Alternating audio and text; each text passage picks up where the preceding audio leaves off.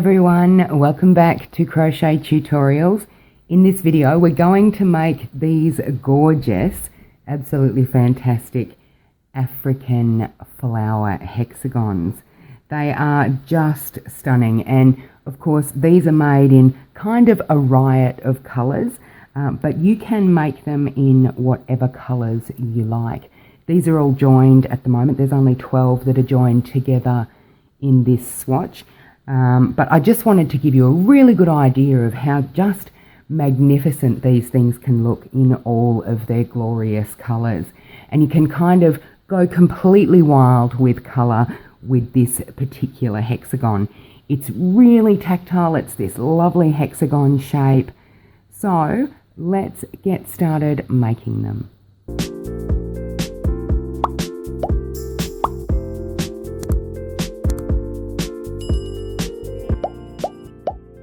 Okay, I have these two in front of me now. They're just two that I've made up using some pretty common colours, purples and pinks.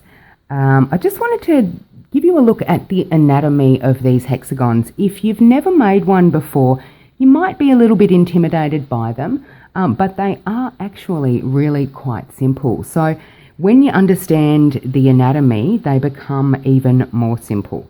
So essentially you have obviously a six-sided hexagon, and within the actual structure of the hexagon everything works in the sixes. So you've got in here, you've got the 6 spokes of your central foundation wheel essentially, and then you've got the 6 petals around the outside. So that is essential for the structure of these flowers. And if you accidentally leave one of these spokes out or add another one in, then it is going to throw off your hexagon and you won't get a hexagon.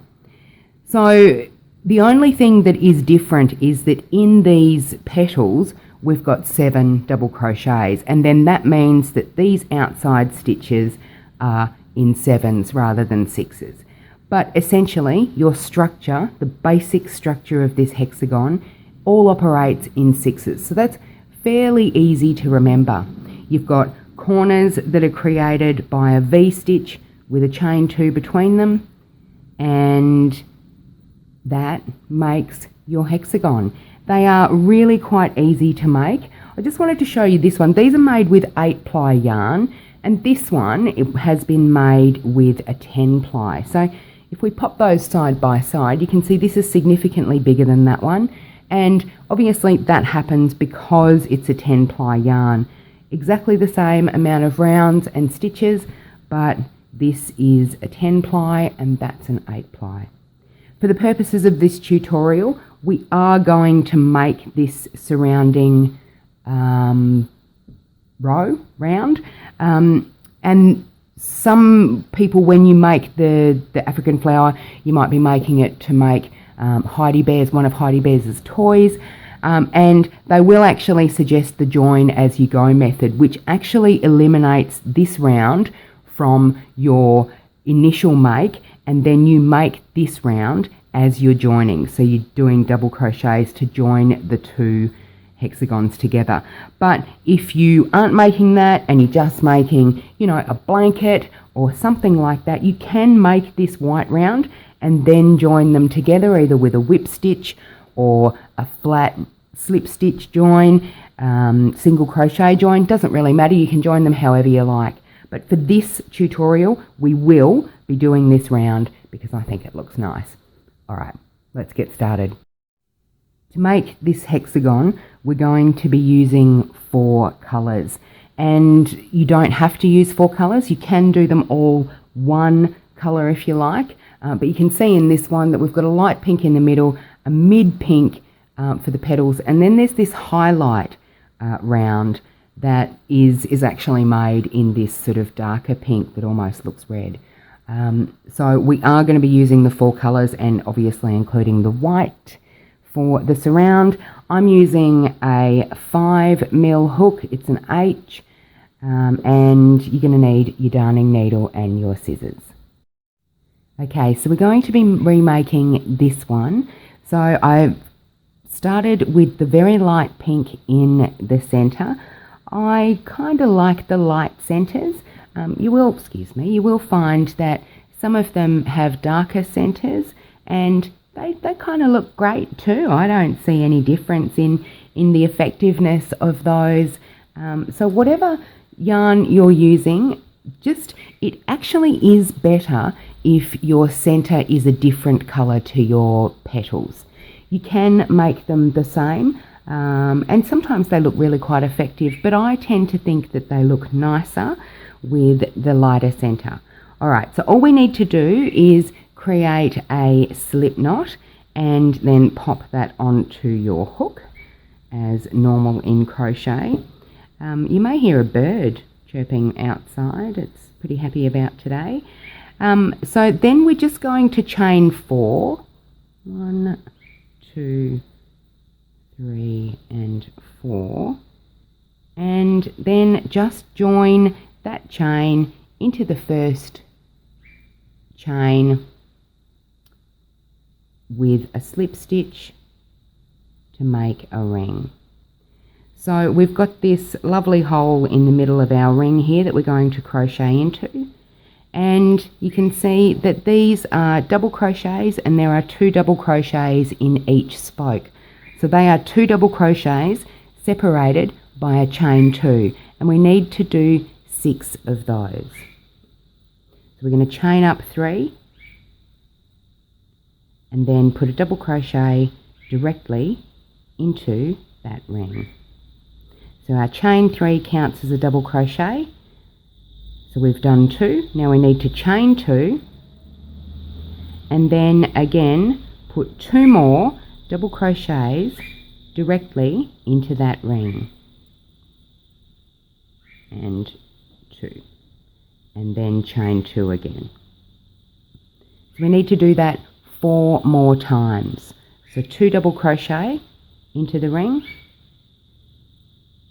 1 and 2, and chain 2,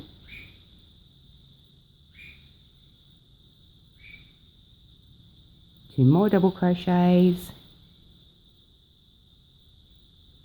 and chain 2. Now we've got 4, and you need 2 more,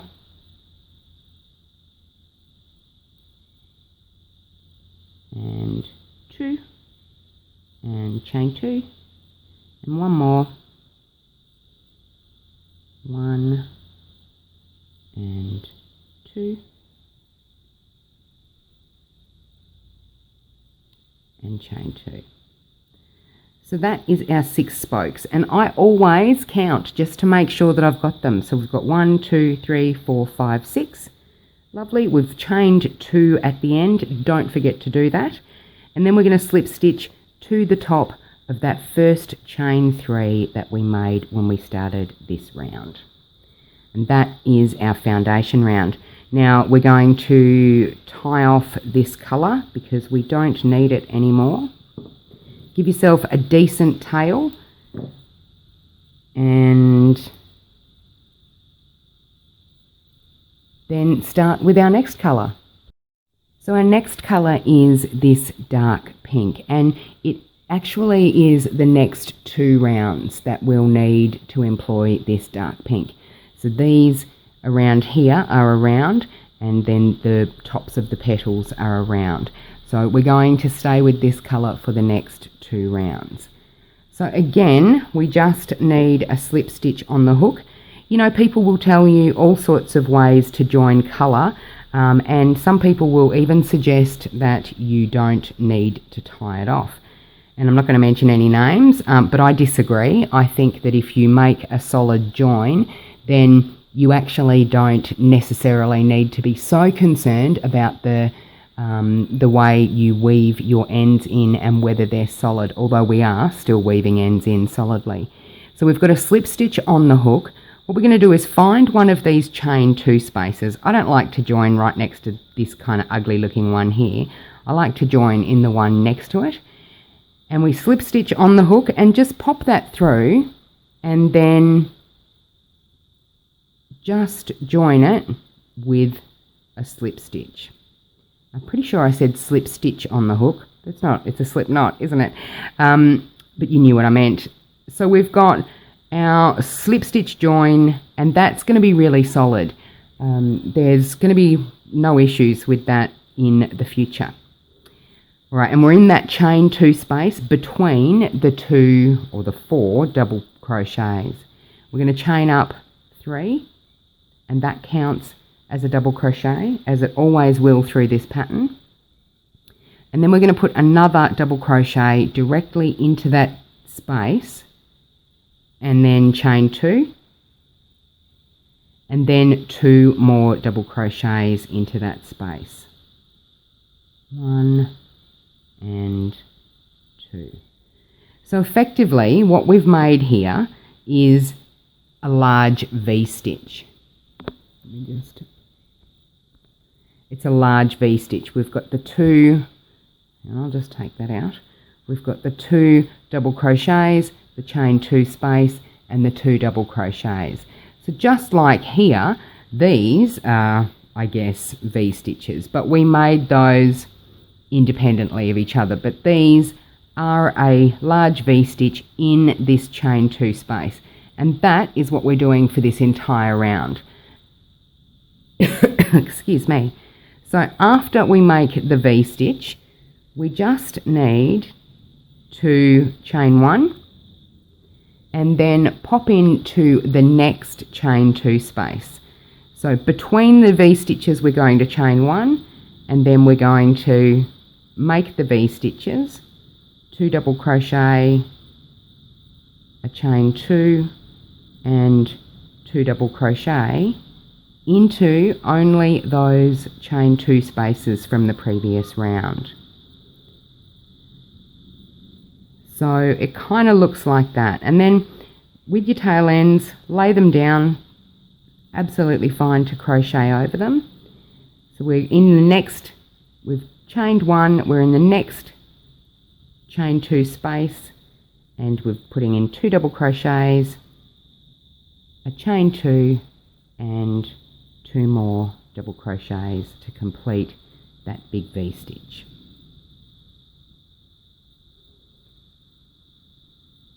That is the whole round. Chain 1 into the next chain 2 space, 2 double crochets, a chain 2, and 2 more double crochets. Now remembering that all of the foundation of this hexagon is based on 6, we're going to need 6 of these. So we've done 4. We've got 2 spaces left, so we're right on track. 2 double crochets, chain 2, and 2 more double crochets into that same chain 2 space. And then chain 1 between them, and 2 double crochets,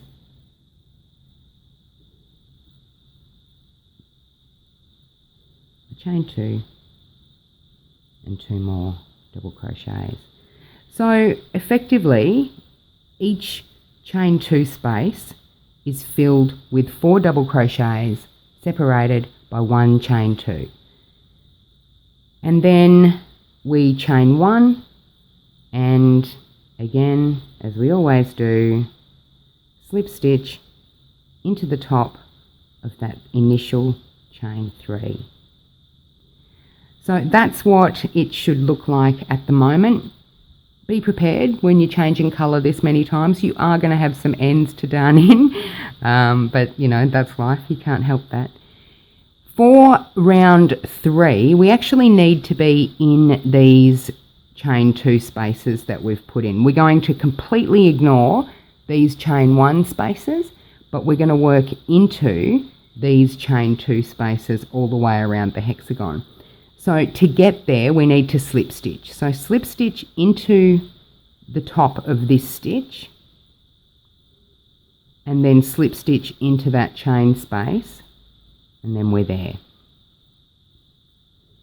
It is fairly easy to do this hexagon. It does look a little bit complicated, but it really isn't.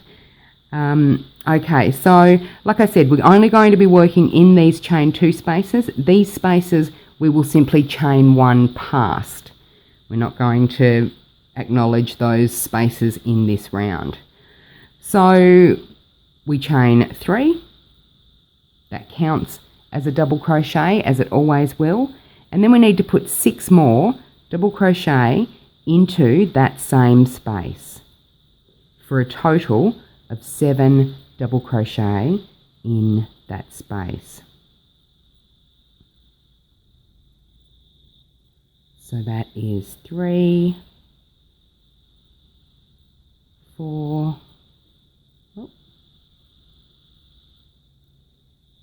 5 and 6. So that will be 7 if we include our chain 3. 1, 2, 3, 4, 5, 6, 7. And then we chain 1 because we are ignoring that tiny little space there, and we're going directly into this chain 2 space in the next petal foundation.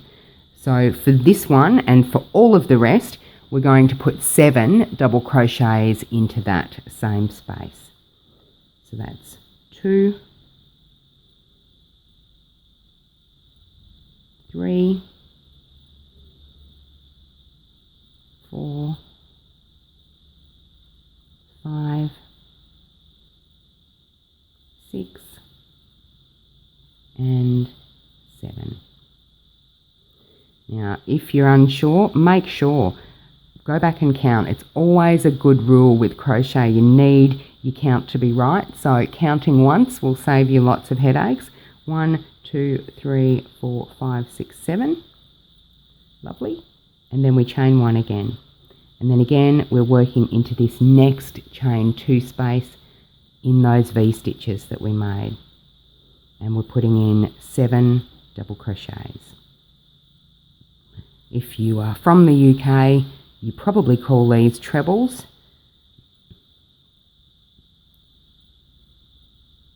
That's 4, 5, 6, and 7.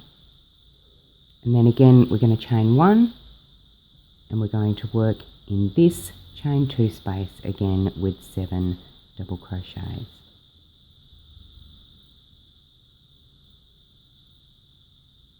3, 4, 5, 6, and 7. And then we're going to chain 1. So essentially, you're going to put 7 double crochets into each chain 2 space around here, ignoring these chain 1 spaces between the V stitches.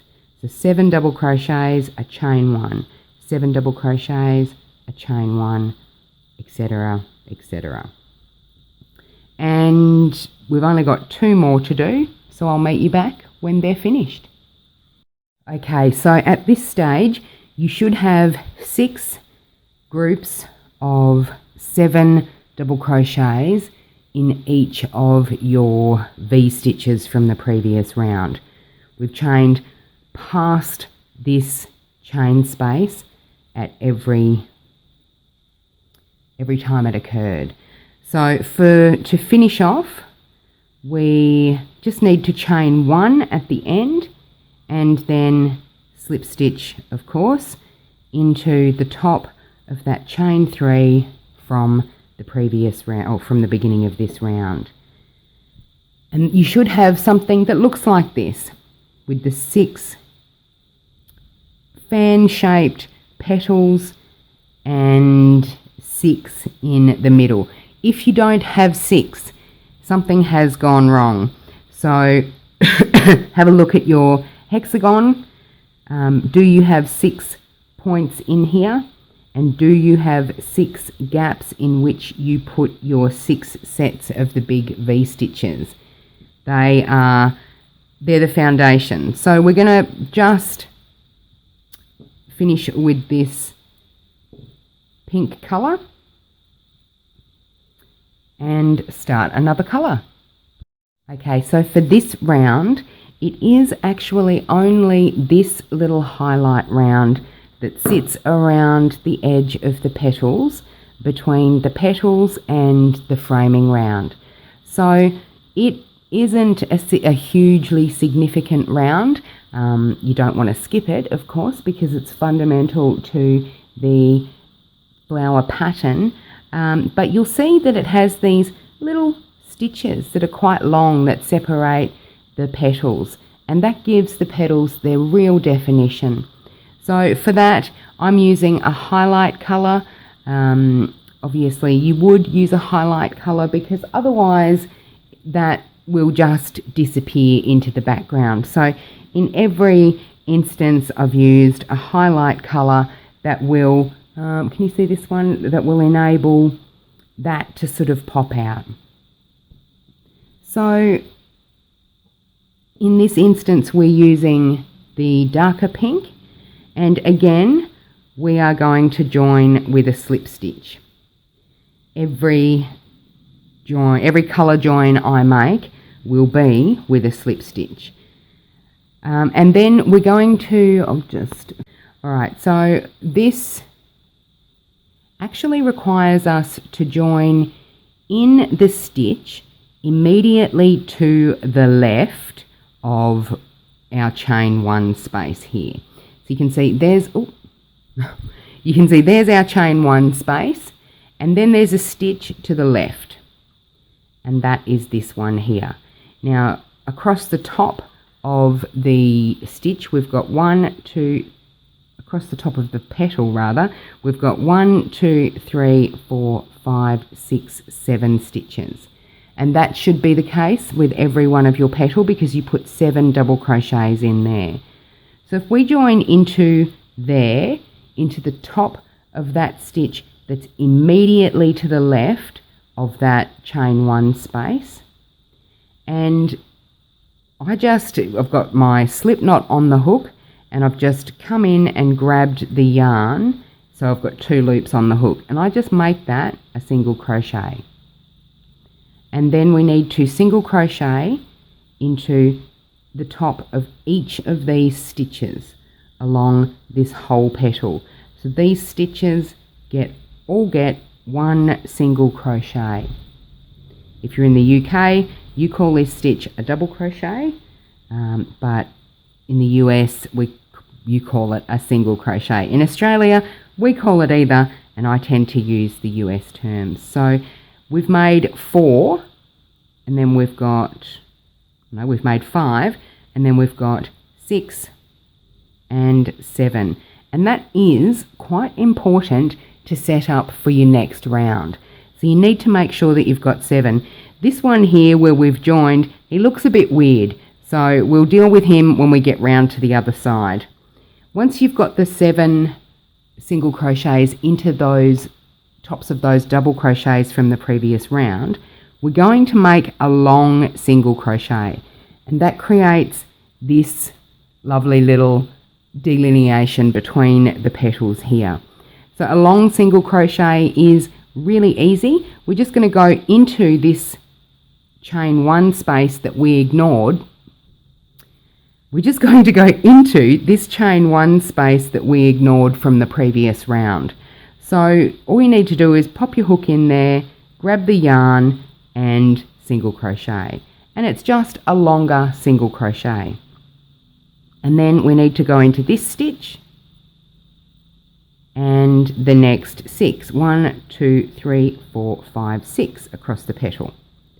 So it is beneficial to make sure that you are counting these 7 stitches, simply because you need to set up for the next round. But if you've counted across and you know that you've got 7 there, then you don't probably need to count as you crochet. So we know we've got 7 and our long single crochet. We're going to do the same thing in this chain 1 space that we ignored from the previous round. So we just go in, grab the yarn, pull it up a bit and single crochet. This one can be a little bit tricky, and because it's where you tied off from the previous round. So when you get to this one, just plan ahead. I normally go, okay, well that's my last stitch. So 1, 2, 3, 4, 5, 6, 7. This is the stitch I need to go into, even though it looks like a little bit of a mess because it's got the tie off in it. And 1, 2, 3, 4, 5, 6. I need to go into this one as well. 2, 3, 4, 5, 6, 7. Now I absolutely 100% ensure you that if your hexagon has gone a bit strange when you get to the next round, it's this round that's caused it.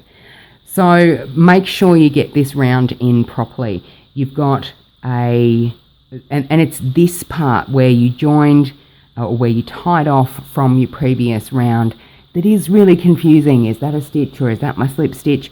But just count across that petal and make sure you've got 7 in there and you'll be absolutely fine. And then again, we're going to go into this chain 1 space from the previous or 2 rounds ago and do that long single crochet and just into the tops of all of these stitches. 2,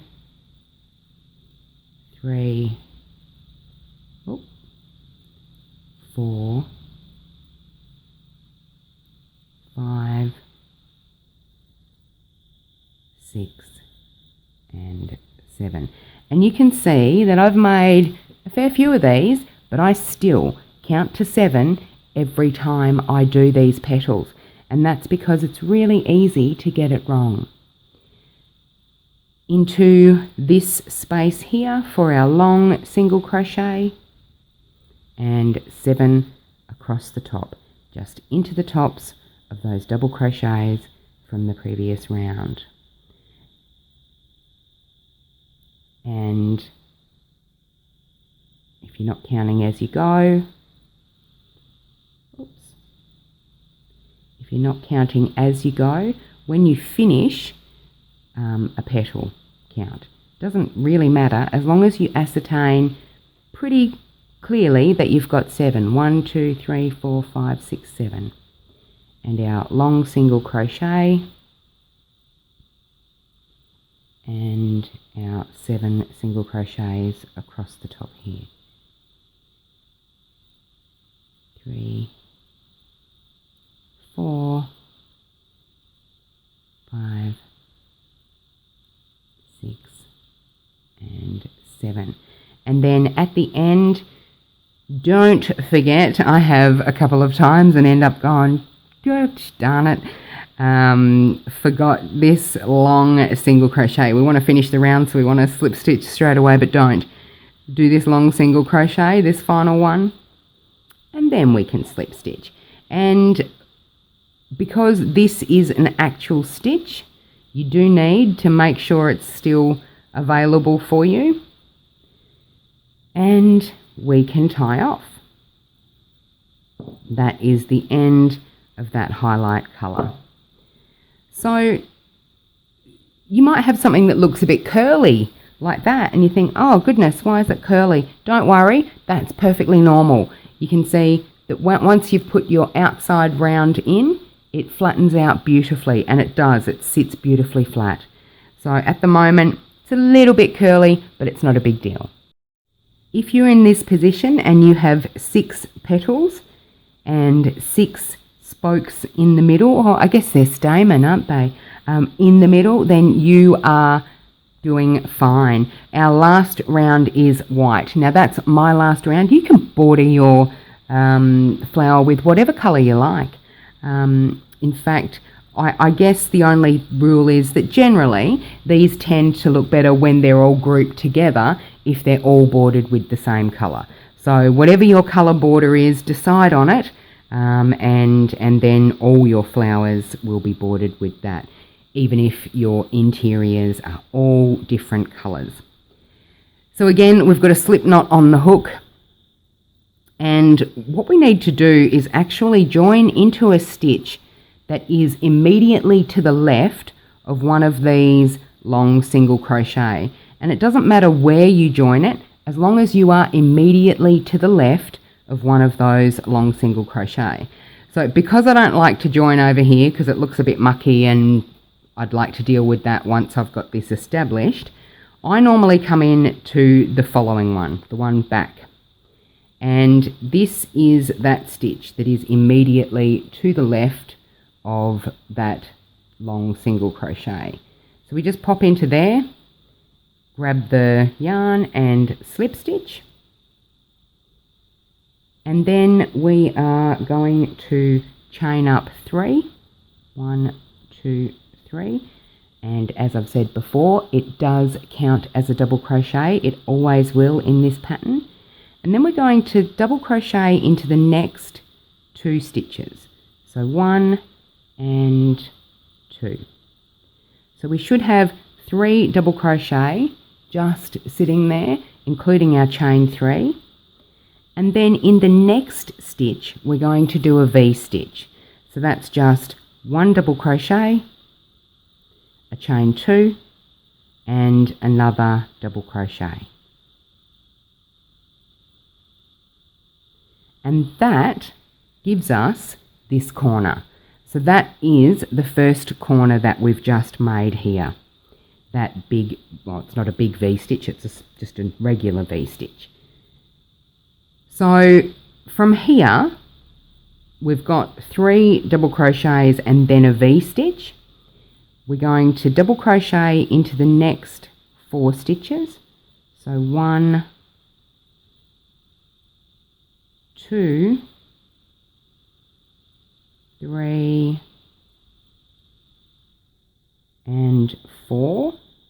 And while you are going around, you will notice that stitch 4 always falls to the right of the long double crochet, or long single crochet. So I've got my V-stitch, and then I've got 1, 2, 3, 4 double crochets, and number 4 always falls to the right of that stitch there. Number 5 always falls to the left. Oh, need to yarn over first. So double crochet in number 5. And then because this is, as I said, a bit of a mess and I'll deal with it later, I count. So if I go here, 6, 7, I need to do 7 stitches before I do my new corner. I've already got 1, 2, 3, 4, 5. So if I put 6 and 7 there, and then my corner, 1, 2, 3, 4, that's not 4 falling to the right of my long single crochet. So this isn't a stitch. So I'm going to go into here.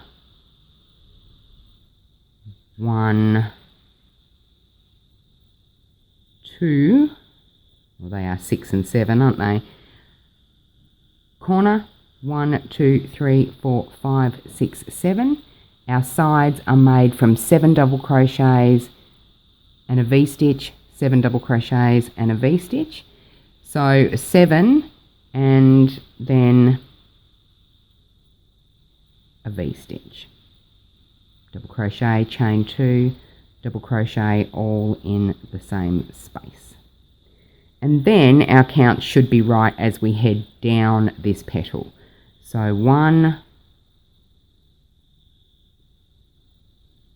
2,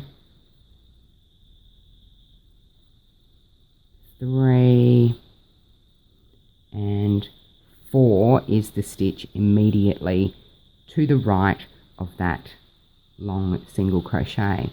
5 sits on the other side of it. 6 and 7. And then it's time for our next V-stitch. So a double crochet, a chain 2, and a double crochet, all in the same stitch. And then our count again should be 1, 2, 3, 4. 4 falls to the right of the single crochet, 5 goes in on the left. And if you make sure that 4 falls to the right and 5 goes in on the left, every time you get to a single crochet or the long single crochet, then your count will be perfect and your hexagon will have evenly spaced sides. So that's 5 because we know that because it's on the left of that long single crochet, 6 and 7,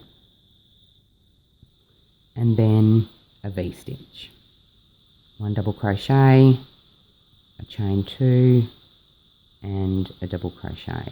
The thing that a lot of people get frustrated with is that it can be really unclear around here where I had that issue, around here where I had that issue as to which stitch to go in, because you've tied off your colour and created a slip stitch and it's created a sort of false stitch. So counting ahead on that petal where you tied off with your highlight colour, that is going to save you a lot of heartache. You don't want to get to the end of this round and realise it's all wrong. So we've just done a V-stitch, so we're counting 7. 1, 2, 3, 4 is to the right of the single crochet or the long single crochet, and 5 is to the left. 6, 7. Now if you remember that 4's to the right and 5's to the left, you absolutely can't go wrong. Even if you are doing join as you go for this, it's the same thing. This round, those stitches need to be in those locations, otherwise it'll throw your count off. So we've only got 1 more corner to make. 1, 2, 3, 4's to the right, 5's to the left, 5, 6 and 7. And then we're putting in our final corner. 1, 2, and 1 last double crochet. And you might be looking at this thinking, what? I can't fit 7 stitches in there. You don't need to. Remember, we made 3 initially because 5, stitch number 5, sits at the left of this single crochet. So essentially that was our first stitch, our chain 3, but it was actually stitch number 5 in our round. So all we have now is 4 stitches to go. 1, 2, 3, and you know where 4 sits. 4 sits to the right of that long single crochet. And that is the end. So once again, as we always do, we slip stitch to the top of that.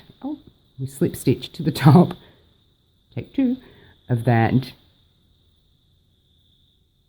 chain 3, and that is our hexagon. Now just pull the yarn through, obviously, and cut it off. You can see that that is actually exactly the same size as that one. There is no difference between these two, and if you follow the 4-5 rule and then 6-7 corner, you absolutely can't go wrong. Okay, it's the bit that everyone loves. Let's tie in some ends. What can we do with all of these ends? Well, I know I can cut this one straight off because that got worked in. Realistically, excuse me, you might be making these to make a toy, or you might be making them to make a blanket. And if you're making them to make a toy, then there's not going to be so much action on those stitches. You know, with a blanket, obviously it's probably going to go through the wash and it's going to, you know, get pulled around a bit. So you do need to make sure that they're tighter. With a toy, you've probably got a little bit more leeway because all of the ends are going to be on the back.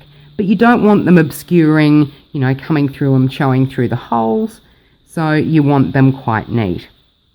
Now, there's a lot, I know. And if you're like me, I don't consider a square or a hexagon complete until these ends are in. There's nothing I want less than to have a giant stack of hexagons, and I'm super keen to attach them all into my blanket or sew them together for my blanket, and I've got to sit down for 3.5 hours and tie in ends. No thanks. I like to tie in my ends at the end. So these two, they're perfectly secure with the slip knot attachment, the method that I use to attach them with the slip knot. So what I tend to do, because they are diabolical, excuse me, they are really hard to get in to this little round. So I tend just to cut them off, give them a granny knot and cut them off. These ones, however, they're not difficult to tie in. So let's tie in this first one. And if you've seen my other tutorials, this is the method that I prefer to work in ends. You're coming out of this stitch here, and you can see that we are coming out of that stitch. So I go back in under the piece of yarn immediately behind that and just scooch under the bottom of these double crochet stitches and come out over there. Don't pull too tight. And then again, don't go back in straight away, but come through in the piece of yarn before it and out in the piece of yarn before you went in last time. And then do the same for your third pass. So effectively, you're coming through a reduced number of stitches, but it's going to hold quite solidly and cut it off. That's it. These ones you might think, oh, well, where are they? They are the bottoms. I always crochet into the bottoms of the, weave my ends into the bottoms of the stitches. So you can see here that these double crochets, they have stitch bottoms too. So we just go in under there and come out right next to that. Go through, and again, just catch the stitch before it. Don't come out where you went in, or don't go in where you went out. Come in the one before it. So do that 3 times and that will hold beautifully. This one here can be quite tricky because he is actually at the top of all of your stitches, of course, because that was a tie off piece. So all we need to do is just go down into the stitch and get to the level of the bottoms of these double crochets. And again, same thing, pass it through several of those and back again and back again. Now, I mean, I don't want to preach, but if you get into the habit of tying off your ends after you complete every square, every hexagon, every whatever, you're going to thank yourself for it, because you'll end up with a stack and you can just get straight in to joining them. There's enough work to do with joining them. You don't want to have to create more by sewing in ends. So these ones, this one is at the bottom of these stitches, so it's quite easy.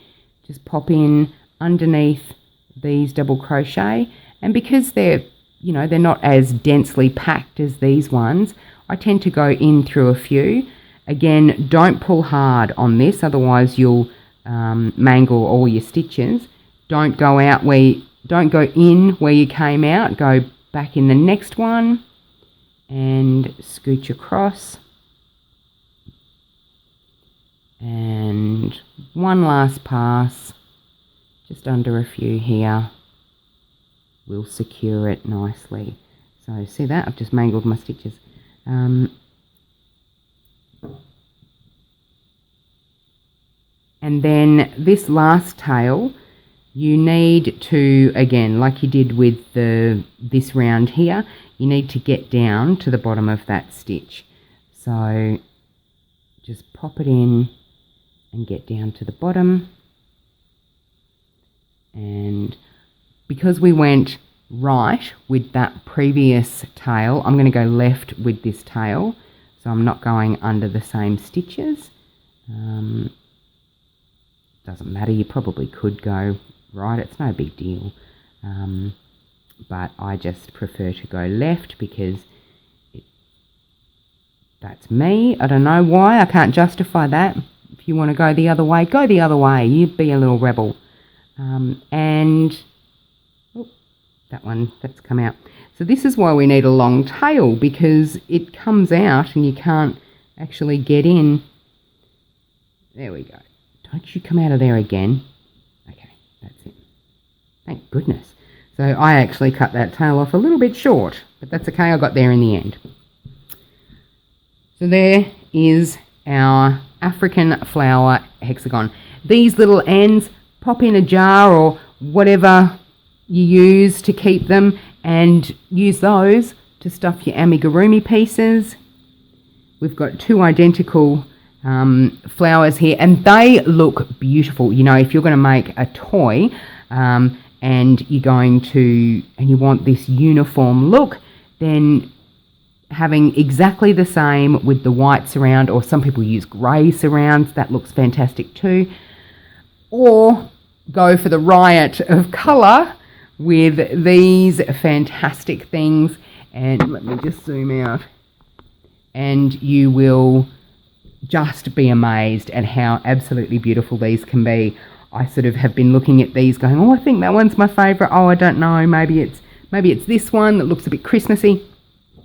Whatever, they are a fantastic flower. So I do hope you make them. If you're a confident beginner, this is a great little project just to get you used to working, to create shape. So working to make sure that you have all your corners correctly positioned to make a hexagon. Okay, I do thank you for joining me today. I would love to see you next time, and I'm not exactly sure what I'll be doing next time, but it'll be a surprise for both of us. All right, have a lovely day. Bye now.